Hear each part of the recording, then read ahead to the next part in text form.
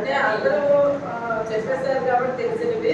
అంటే కొత్తగా ఉంటుందని మేడం గారు అన్నారు. అంటే జానీ జానీ ఎస్ పాప, తర్వాత ట్వింకిల్ ట్వింకిల్ ఇలాంటివన్నీ కూడా పేరెంట్ మాట్లాడతాము అని అన్నారు మేడం. సరే అనేసి దానికి ఎక్స్ప్రెషన్ అంటే మనము ఇంగ్లీష్ పదాలు మాట్లాడాలన్నారు కదా. ఇంగ్లీష్ పదాలు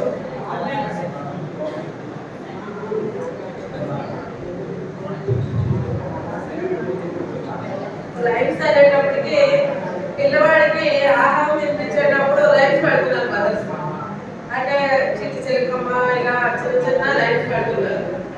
మా మనవాడికి సంతున్నారే ఆ బాబుకి తినిపించేటప్పుడు మనం పాడుతుంటే వాడు ఎక్స్ప్రెషన్స్ ఇస్తుంటాడు. అంటే అక్కడ వాడు వింటున్నట్టు లెక్క. అంటే వాడు ఫేస్ లో ఎక్స్ప్రెషన్స్ ఆ పాటకు అనుగుణంగా ఉంటుంది.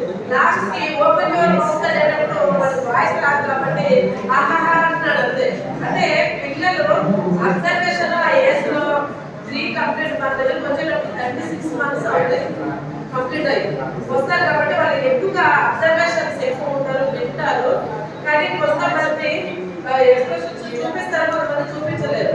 అలాంటప్పుడు ఇలాంటి చిన్న రైట్స్ తో పిల్లల్ని ఎక్కువగా ఉత్సాహపరిచి పాడినట్టుగైతే అందరూ కూడా కలిసి పాడతారు.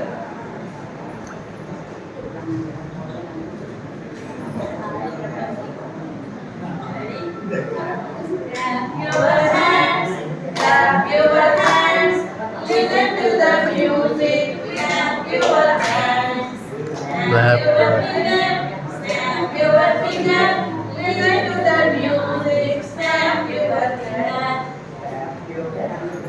tap your legs, stamp your feet, tap your feet, listen to the music. Stamp your feet, jump up high, jump up high, listen to the music. Jump up high.